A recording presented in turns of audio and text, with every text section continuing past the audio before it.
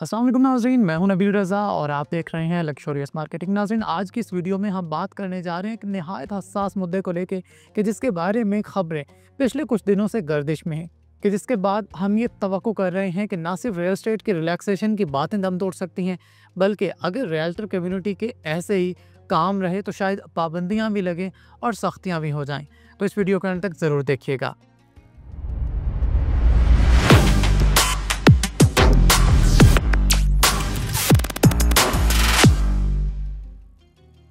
नाज़रीन, real estate की अहमियत या अफादियत से कोई भी शख्स इनकारी नहीं है। फिर वो हुकूमती अवानों में बैठे हुए शख्स हों या फिर राह में चलता हुआ कोई भी मुसाफिर आपको मिले, हर शख्स जानता है कि रियल एस्टेट कम्युनिटी कितनी ज़्यादा अफादियत की हामिल है और कितनी ज़्यादा अहमियत की। रियल एस्टेट चलता है तो उसके साथ 40 सेक्टर्स चलते हैं, रोज़गार के मौके पैदा होते हैं, इंपोर्ट एक्सपोर्ट में इजाफा होता है और मुल्क में ज़र मुबादला भी आता है। और ख़ास तौर पर वो तमाम तर पाकिस्तानी जो मुल्क से बाहर मौजूद हैं, वो पाकिस्तान के अंदर जब रेमिटेंसेस भेजते हैं तो उसका एक बड़ा चंक इसी फील्ड या फिर इसी सेक्टर के अंदर इन्वेस्ट किया जाता है। लेकिन वहीं पर पाकिस्तान के मौशी हालात को लेके बहुत सारे पाकिस्तान के अंदर अमीर तबके के अंदर बैठे हुए अफराद अपने सरमाए को पाकिस्तान से बाहर इन्वेस्ट करने का भी सोचते हैं और इसके ऊपर अमल दरामद भी करते हैं। और उसके लिए सबसे बड़ा टारगेट या सबसे बड़ी मंडी यूएई या फिर दुबई है। हम अक्सर देखते हैं कि जब भी कोई भी रिपोर्ट आती है दुबई के अंदर इन्वेस्टर्स को लेके,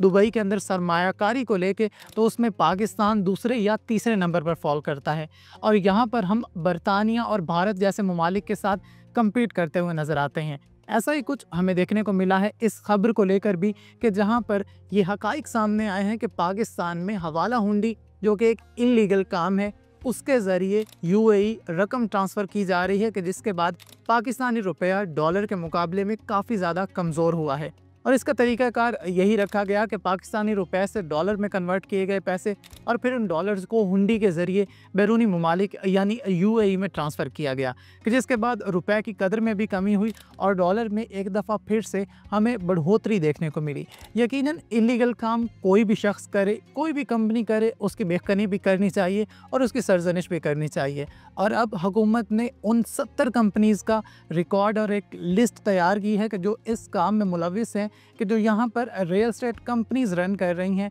जो यहाँ पर रियल एस्टेट मार्केटिंग कर रही हैं और यहाँ से पैसा इकट्ठा करने के बाद हवाला हुंडी के ज़रिए वही पैसा यूएई के रियल एस्टेट प्रोजेक्ट्स के अंदर इन्वेस्ट कर रहे हैं। यकीनन रियल एस्टेट के अंदर इन्वेस्ट करना, फिर वो चाहे दुनिया का कोई भी मुल्क हो, आपका हक है। कोई भी शख्स आपको इस चीज़ से मना नहीं करेगा, लेकिन अगर आप रूल्स एंड रेगुलेशंस को फॉलो करते हुए और उन प्लेटफॉर्म्स को फॉलो करते हुए कि जो लीगली आपके पास अवेलेबल है, फिर वो इंटरनेशनल बैंक वायर्स हों या फिर बहुत सारे ऐसे प्लेटफॉर्म्स के जैसे अवाइस हो गया, मनीग्राम हो गया, वेस्टर्न यूनियन हो गया, या फिर बैंक टू बैंक ट्रांसफ़र, बहुत सारे ऐसे बैंक्स भी हैं कि जिनकी ब्रांचेस यहाँ पर भी हैं और दुबई में भी ऑपरेट कर रहे हैं। जैसा कि बैंक अल हबीब की बात की जाए तो वो ना सिर्फ पाकिस्तान में ऑपरेट करते हैं बल्कि यूएई में भी ऑपरेट कर रहे हैं। तो आप ऐसे प्लेटफॉर्म्स के ज़रिए भी अपनी मनी ट्रांसफ़र कर सकते हैं। इसके अलावा भी आप अपनी ब्रांचेस में अगर जाएं, आपका जो भी बैंक हो, आप वहां पर जाकर अपनी रीज़न बयान करें तो यकीनन आपको टैक्सेस पे करने के बाद रकम ट्रांसफ़र करने का पूरा राइट दिया जाता है। जहाँ तक बात आती है इस अमल की कॉम्प्लिकेशंस की या फिर टैक्सेस की, तो यकीनन उसके ऊपर एतराज़ आपका हो सकता है